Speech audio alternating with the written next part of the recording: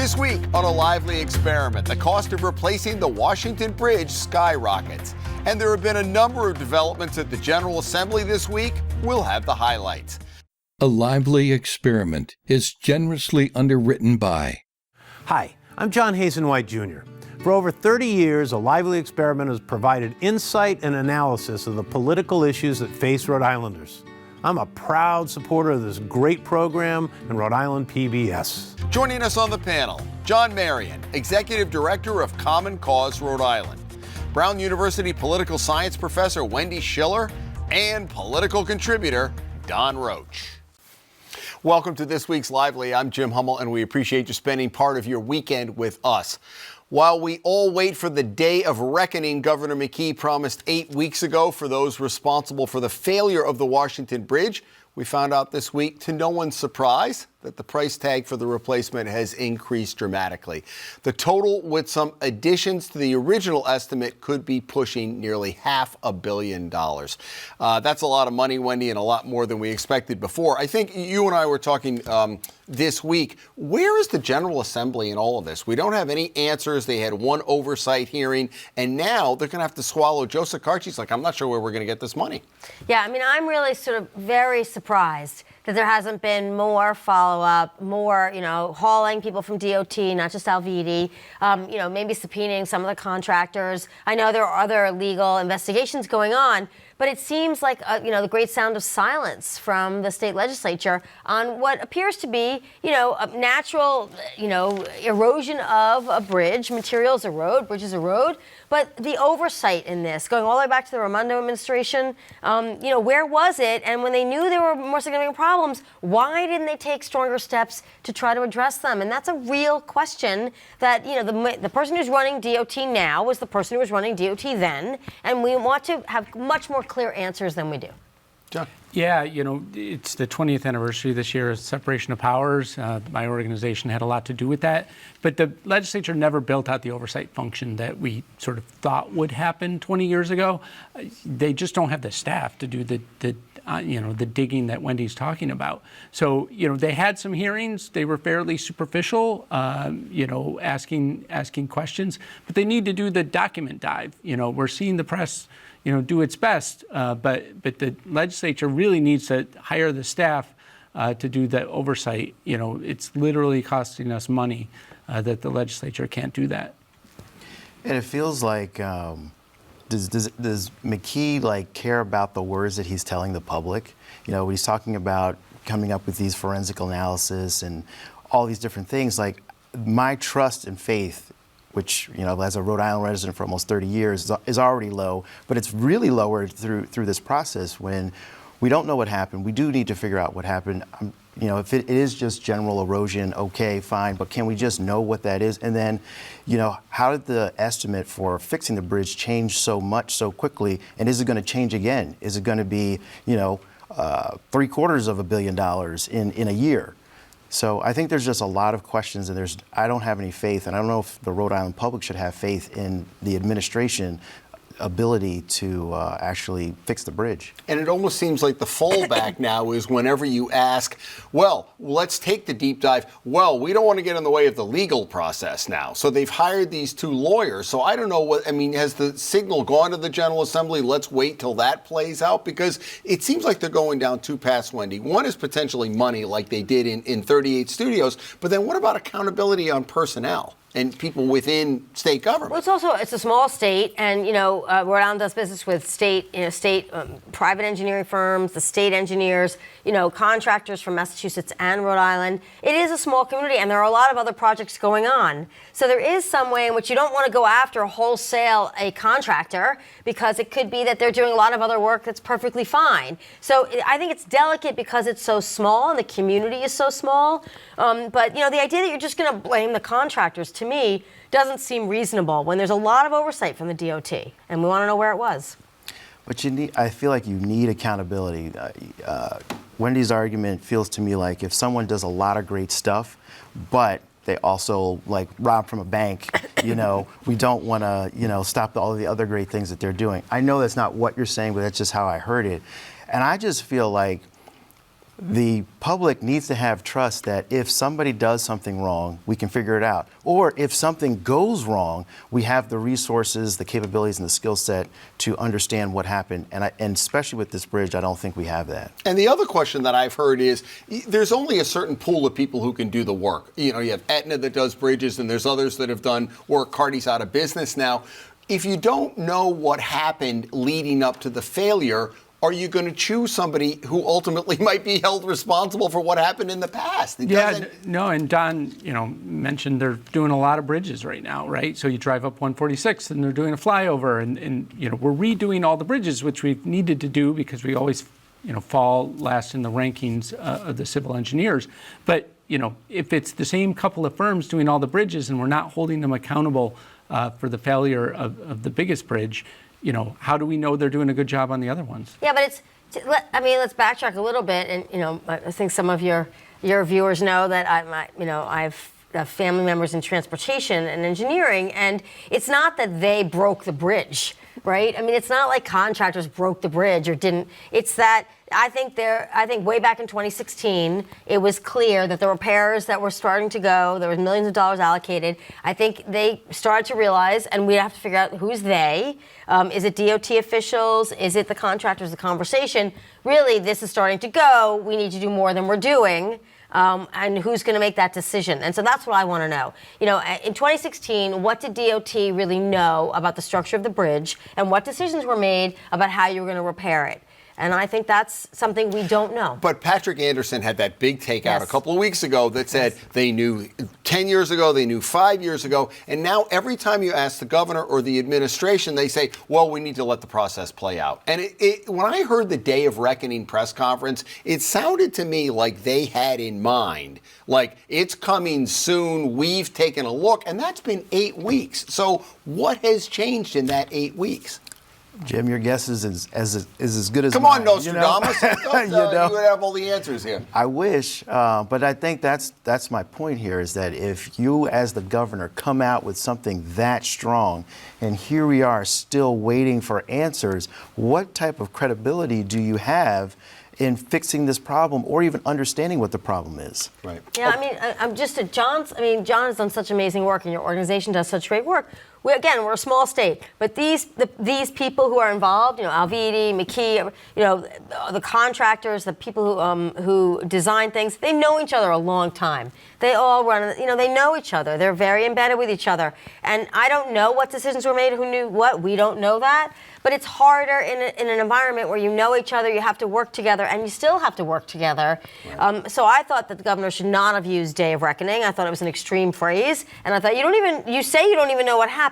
So then all of a sudden now you're announcing a Day of Reckoning. Either you know what happened and whose fault it is, or you don't. And that's come back to bite him, like he said, if you live in the East Bay, it's really an extra 8 minutes. It's not, you're not sitting in traffic for 50 minutes. And he backed off on that. But the Day of Reckoning now has been put behind this cloak of let the lawyers do their work. So, to be continued. A lot going on at the General Assembly. We're heading kind of into the backstretch. A couple of major things going on this week. We're taping on Friday morning. Just last night, the full House passed changes to the much-discussed Law Enforcement Officers' Bill of Rights. It's been around for 50 years. John, I know you've been up at the legislature a lot. We'll talk about access to public records in just a second. But I know there were some people, some of the progressives were like, well, we need to go a little bit farther. From watching the legislature, this is incremental. This is a big, it's been incremental, but this is big passage. Yeah, so I was there for most of the debate last night before I had to go testify over on the Senate side. And, it was very emotional. It's the thing, these legislators have been, many of them wanting to do this since 2020. We're one of the last states to kind of take action after George Floyd's murder in 2020. And so it's been a long time coming. And so there was just, I think, a lot of emotion up there because both sides, right, the progressives who wanted more and the folks who found compromise. I think there are some very good points that the progressives were making about how, in the most extreme circumstances, the Minnesota circumstance, the police officer gets to keep their job until the process plays out on the legal side, on the criminal side, and how other states have managed to overcome that and the constitutional issues there, and we haven't. And I think they left open some important questions there. It was interesting because the leadership kind of said, well, if there's more we can do, we'll come back and do it. But, that's kind of hollow. Oftentimes they do the tough thing and then they let it sit for a decade. Yeah. And I don't think they're going to come back and change it. I think this is all we're going to see. Wendy? Yeah, I think the important thing is to explain to the general public what these changes are and why they will be more fair to administrators, to mayors, to police chiefs, to law enforcement themselves, but also to people who are mistreated. So you have to really, and I feel like it's still this thing that we're doing, police reform, but I still feel like the voters in Rhode Island don't know exactly what they're doing and what the changes are. And we'll see how much they talk about it, because obviously law enforcement's a constituency in the state too. So I don't know, who's going to really explain to people why the system is now improved. So the three main changes are, it used to be a police chief could only suspend somebody for 2 days, which is just ridiculous. Now it goes to 5 for relatively minor infractions, up to 14, which is pretty significant short of going. They've increased the panel from 3 people to 5, bringing in some, I don't know how different the composition will be. It'll still be primarily law enforcement, but some judges. But this is key, because going from just law enforcement, your peers, right, to having outsiders, that's a crucial part of this bill, and we really it has to be clearly explained, right? And then the transparency model is the last one, that chiefs can say something. It used to drive us crazy. Chief, can you tell me what time of day it is? I'm sorry, the Law Enforcement Officers Bill of Rights prohibits me from doing that. So that's going to help with the transparency. Yeah, the gag order seemed to be what the folks who were supporting this last night were most proud of, right? That not tying the police chief's hands. I actually think going from 2 days maximum suspension to 14 days is, for me, the bigger change. Even though 14 days doesn't feel like a lot. Like I totally get innocent until proven guilty, but when you're working for a company and you have like code of conduct policies, and if you violate those, you could be terminated. And so it boggles my mind how police chiefs in Rhode Island, in an actual state, could only suspend folks for up to 2 days. So I'm glad to see these changes. I think we need to do more just to build in more accountability, but I agree that I doubt that we'll see any more significant changes beyond this. I don't know if you remember, drunk driving used to be a civil penalty in Rhode Island, and then it was incremental. They moved from civil to criminal 0.10 blood alcohol content, and then to 0.8. So I understand the thinking. It didn't happen all at once. It has to happen overnight. This is a little bit more controversial. So I wonder, what if people come back with more changes next year, or will this play out over 5 or 10 years like drunk driving in Rhode Island did? Yeah, I'd love to be proved wrong. I'd love for them to revisit this, next year and the year after, and slowly move, the center point to where the Progressive Caucus wants it, because I think they make, perfectly valid points.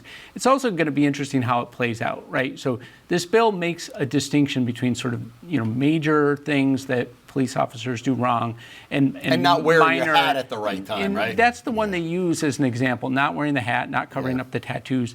But if you read the bill, right, there's a lot covered by the minor infractions in there, and that's not their term, that's my term.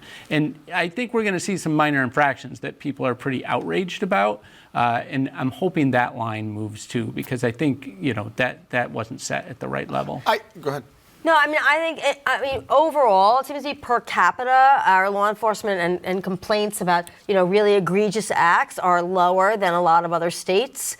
So I think that's something that we should be pretty proud of. But I think also things like recruitment, making sure that you are trying to actively recruit members of law enforcement or the state police or local police officers who are members of the community. We have a very diverse state, and having people who are part of the community and trained in communication. These are things that are also really important. I understand we have to reform, the justice system in terms of police bad behavior. We've had some egregious examples of people doing outrageous things and still being paid. And you're thinking, how can this be possible?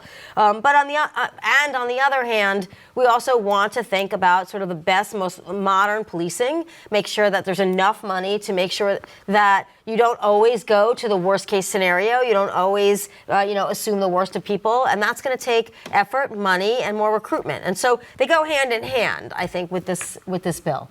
I also think we've kind of lost the art of compromise. I understand where the progressives came from, but they got a lot. And a lot of people just voted against it because they didn't get everything they wanted. And I think we've kind of lost that. And that's all, we could have a whole discussion on that about national and local politics. And I appreciate standing up for your principles, but I hope when they wake up this morning, they think we've made a lot of progress on this. Yeah, this is definitely a lot of progress, and so we should be happy about that. And I do agree that our police force, I've had a number of interactions with police, positive ones, over the last 30 years, and have always felt treated fairly. But that's not necessarily the point. The point is to kind of protect the public and knowing that police are just as accountable for their actions as the general public. And I think the changes here go in that direction. Access to Public Records Act 12 years ago was the last time with Mike Marcello championed that bill. We interviewed Lou DePalma for an interview for this show. We've had reporters on. We've talked about it. Where are we now as we get to the finish line? They're asking for a lot. Is this one of maybe we get 2 or 3 or 4 changes? Do you have a sense on where they are up there? Yeah, I'm being told it's still very much alive, but there's a lot of things that are still alive until the budget goes. I'm hopeful we're going to get something. I don't know what that's going to look like yet. I know that there's a whole part of the bill that we're pushing that deals with law enforcement records, and now sort of having the Leobor issue done and wrapped up, they can concentrate on the APRA bill and maybe, deal with the police records issues because, those are some of the more controversial parts of the bill. So in our discussions up there, that was, they were sort of tied together unnecessarily, sort of like we need to figure out Leobor before we can deal with police records. So I'm optimistic. Not to throw something in here, but what about payday lending? The legislature I've got someone who can really talk about this. Payday lending is usury. You know what usury is? It's charging extraordinary interest rates for the people who can least afford it in our community. 265%. Seems reasonable. It's literally, to me, criminal. And so I don't understand. LIBOR is great. It's taken a long time. Why is it every time it comes up? And the Projo just had a big article on payday lending and how it's getting worse. Wendy, who's their lobbyist? Former Speaker of the House. I know. I mean, you need to go no further, right? Yeah, but if you think about the progressives, right, and you think about how powerful and how relatively quickly they've become such a big force in Rhode Island politics, this is something that really hurts working people and the working poor, and it's preying on them in their most vulnerable time, and I don't understand why. Do you get a sense of where they didn't pass one of the chambers last year? They got it through the House last year, right? So clearly, more progressive legislation is coming out of the House, sort of the midpoint of the caucus is moving left in the House. The Senate leadership is more conservative, starting at the top, and this is one of the things, along with the assault weapons ban. Ruggiero has blocked the assault weapon ban too. Being blocked in the Senate, and we'll see if the senators can organize and get it through. I don't have a sense of how it's going to do this year. Go ahead. Quickly before we go, safe storage bill. Do you have any hope that that's going to pass? Shikarchi came to Brown. It was terrific and met with a bunch of students for an hour and really took any question that they had. He was really open and transparent. And he said, there was some sort of jockeying between the Senate and the House, sort of blaming the other one and different language, between the two chambers. And he was hopeful, cautiously optimistic, but that's where he left it. So that's as close as you're going to get out of him. All right. Moving on, the college protests, they came to Brown a couple of weeks ago. That's now over with a compromise. RISD got the pleasure of having a college protest this week, but it ended pretty quickly when the president said, we're not going to suspend you. We're not going to review. We're going to expel you. That got their attention, didn't it? Definitely got their attention. And after we've seen a lot of protests across the country, I'm glad students are protesting. You should protest if there's something that you believe in that strongly. What I have an issue with some of the protesters and some even their claims or what they want is they're interrupting the education of other students. There's one thing if you protest and you're on public property and you're not impeding anything else. It's another thing if you're like occupying space where other people are trying to get an education. Not everybody is as excited about the issue that you are excited about, and obviously you're protesting to get them more excited about it, but I feel like youthfulness, there's a lot of excitement, a lot of exuberance, passion. I was a youth at one point in time, but there's not always a broader perspective. And so once expulsion came into play, they decided that they were going to end their process. They got a phone call from their parents, get out of the building. Right. Fortunately, Christina Paxson, we'll see how this plays out in the fall. What was that like day to day being on Brown? Because I've heard some people say, well, that's over there and we're doing our thing over here. Yeah, well, but did it overshadow the whole university? No. No? No. I would say that it was intense. The people who were concerned and protesting were intense about it. There are maybe 5,700 undergraduates on campus, and then a couple thousand graduate students. And the vast majority were just trying to go to classes. Sure, there were debates. I think it was a little tougher in the fall for a lot of students when there were things outside eating halls. There were, or cafeterias where they would go in and they'd be, not accosted, but they would be asked what they think. I think that was tougher. This was really located on the green, and even when they went into the administration building, it was still something that most of the students didn't really participate in and didn't encounter. It didn't interrupt classes, but it did interrupt the operations of the university when they went into University Hall and they were arrested not once but twice. So I think the idea was, these are intense concerns and they merit discussion. So there'll be a modified discussion in May with some corporation members and some students, not the whole corporation at Brown. And then there's a process by which you request divestment that we have at Brown. And the students are going to be participating in that process. And if they meet the criteria of making their report, then that report goes to the corporation in October and they decide. And the question at hand is deciding about whether to divest from companies that support military action in Gaza. So it's a fairly defined criteria. We'll have to see. She made a decision. There was a moment in time to strike a deal. The student protesters had been relatively quiet, but there was a video that went around that was very controversial the night before the deal was struck. I don't think that was going to be in their favor, the protesters. I think it was going to give her some more leverage. And so they both saw an opening and both sides took it. And right now, we're hoping for a peaceful graduation. Can I ask you a very practical question? If they had to change the sod out on the lawns, I noticed when they removed the tents, the grass was not looking up to its normal standard. Have they redone the grass? Actually, there was a really old tree that was dying, a really huge one they had to remove. So in the process of removing that, they did repair some of the grass. So.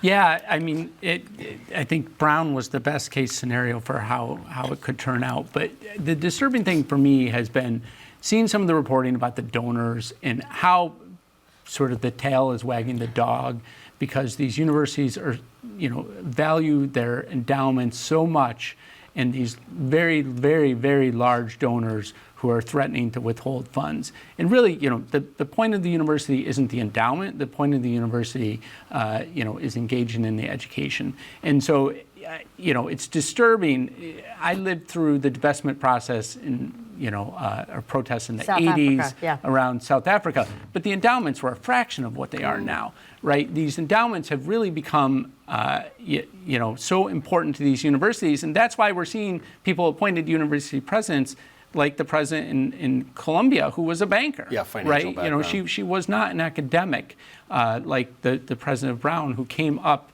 more through academia. And I don't think they're, these former bankers are the best people to be university presidents. Well, Brown's endowment, Don knows this, is less than $7 billion. Sounds like a lot of money. Harvard's is, 45 or 50 billion. Yale's is 60 billion. So it's a different category. But let's also not forget that Brown is need blind now. There's no loans, different from when you went to Brown.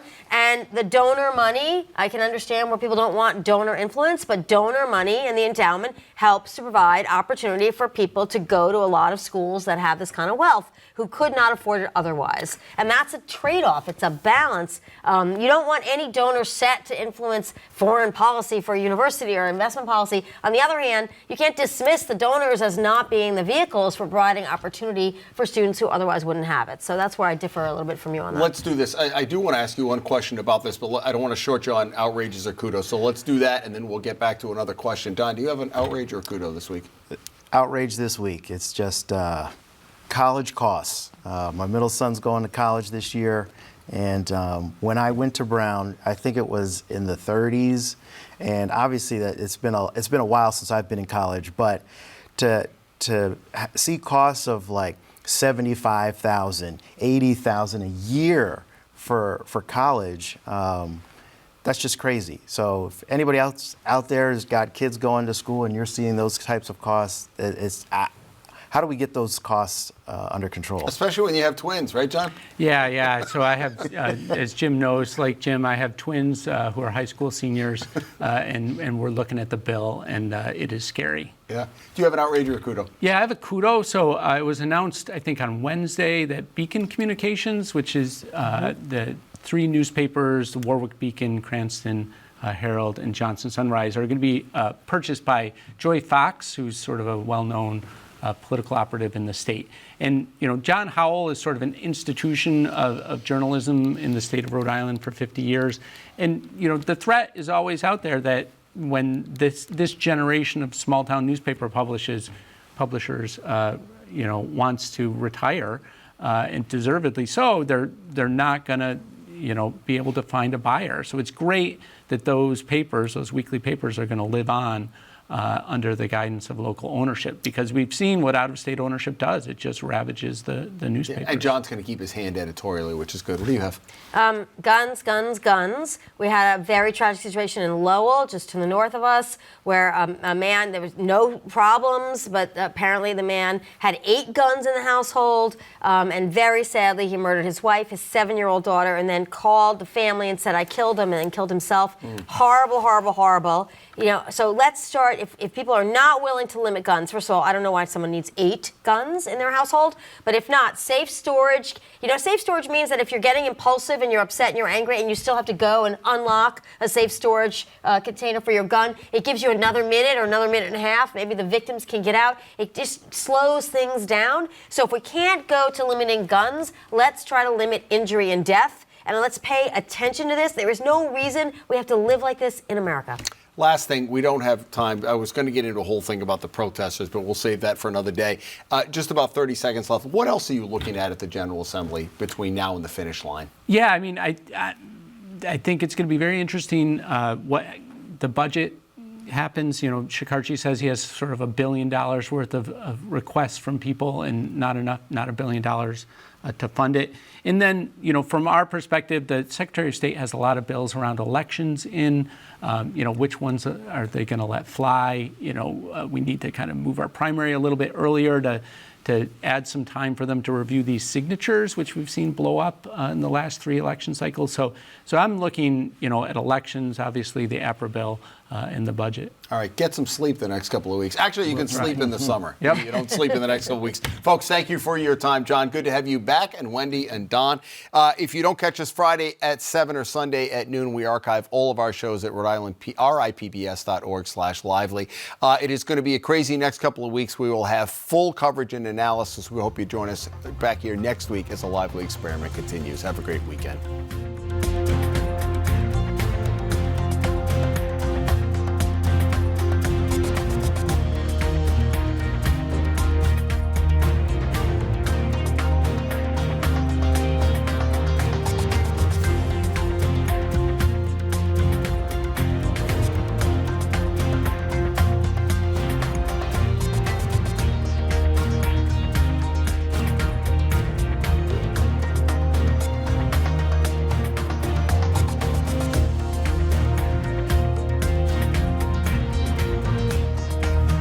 A Lively Experiment is generously underwritten by... Hi, I'm John White Jr. For over 30 years, A Lively Experiment has provided insight and analysis of the political issues that face Rhode Islanders. I'm a proud supporter of this great program and Rhode Island PBS.